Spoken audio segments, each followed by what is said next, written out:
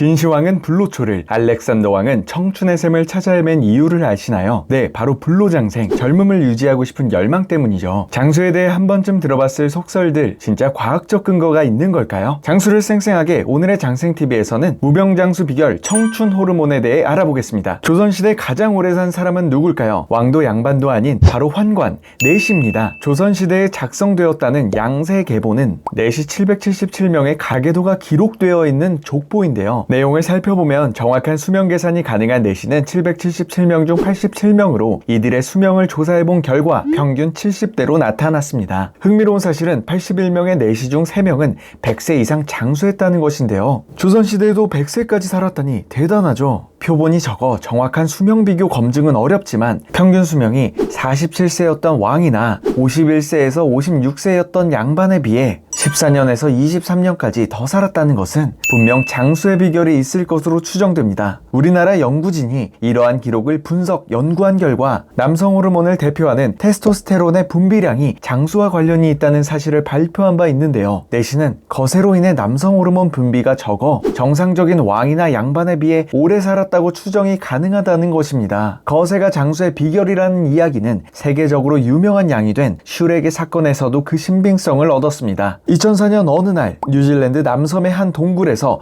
거대한 몸집의 순양 한 마리가 발견되었는데요. 이 양은 주인으로부터 도망쳐 6년을 초원과 동굴에서 기거했다고 합니다. 영화 슈렉의 주인공처럼 큰 몸집을 지녔다는 이유로 슈렉이라고 불리게 된 이 순양은 발견 당시 이미 사육 순양으로선 최대 장수 연령인 10살이었는데요. 그로부터 6년이나 더 살다 노안을 앓던 중 안락사되었습니다. 일반 순양보다 6년이나 더 오래 산 이 순양의 비밀은 무엇일까요? 바로 거세가 된 순양이었다는 점인데요. 국제학술지 이라이프는 거세된 순양이 일반 순양보다 DNA 노화가 지연되고 DNA 메틸화에 의해 여성적 특징이 촉진되었다는 연구 결과를 발표했습니다. 노화에 미치는 구체적인 영향을 밝혀낸 것이죠. 보통 수컷의 평균 수명이 암컷보다 짧은 경우가 많은데 이는 포유류뿐만 아니라 인간에게도 나타나는 공통적인 현상입니다. 연구의 저자 중 한 명인 오타고대의 팀 호어 박사는 거세의 영향을 많이 받는 부위들은 예상보다 훨씬 더 빠른 속도로 남성 호르몬 수용체와 결합된다며 이는 거세, 남성 호르몬, 성별에 따른 DNA 노화 차이에 분명한 연관성이 존재한다는 증거라고 설명했습니다. 하지만 거세와 수명의 관계에 대해 단순히 남성 호르몬 부족이 아니라는 시각도 있습니다. 뇌와 수체의 과도한 활성과 여기서 생산되는 황체 형성 호르몬, 여포자극 호르몬 등의 호르몬이 복합적으로 수명 연장과 관계된다는 보엔 박사팀의 주장도 있거든요. 실제로 거세가 아니더라도 내시의 장수 비결을 다른 부분에서 찾아볼 수도 있었는데요. 내시가 하는 일은 상당히 많았습니다. 궁중 안의 식사 감독, 왕명 전달, 청소 등의 일까지 다양했는데요. 또한 내시들은 궁중 안의 식사 감독과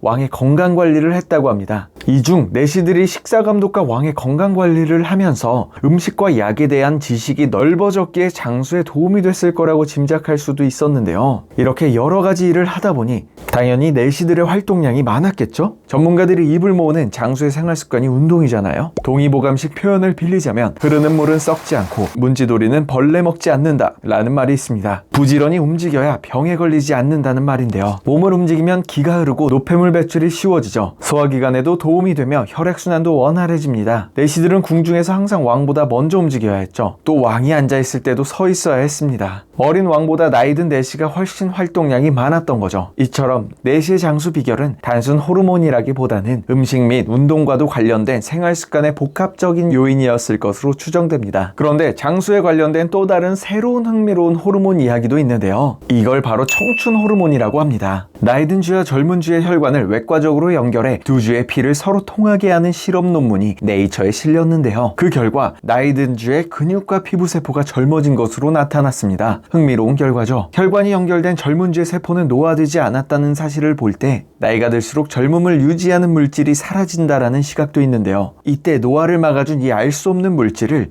혈액에 따라 흐르는 청춘 호르몬이라고 추정하고 있습니다. 예쁜 꼬마 선충의 연구 결과를 통해 더 자세히 호르몬에 대해 살펴볼 수 있는데요. 예쁜 꼬마 선충의 몸에 나이가 들에 따라 감소하는 호르몬이 있는데 DA라는 호르몬입니다. 예쁜 꼬마 선충의 삶은 배아기, 유춘기, 성춘기로 나눠 나눌 수 있는데 유춘기 때 최대치를 보이는 DA 호르몬이 생식이 끝날 때쯤이면 완전히 사라지는 것으로 밝혀졌습니다. 물론 예쁜 꼬마 선충에게 DA 호르몬만 보충한다고 해서 수명이 증가하는 것은 아니지만 DA 호르몬이 예쁜 꼬마 선충에서 생식과 수명을 연결하는 중요한 물질인 것은 분명한데요. 다양한 스트레스 저항 유전자의 발현을 유도해 개체가 더 오래 살 수 있도록 돕는다는 것을 유추할 수 있습니다. 장수와 관련된 오래된 속설 그리고 청춘 호르몬에 대한 흥미로운 이야기를 찾아봤습니다. 오늘 영상 재밌게 보셨다면 구독과 좋아요 눌러주세요. 이상 장생TV였습니다.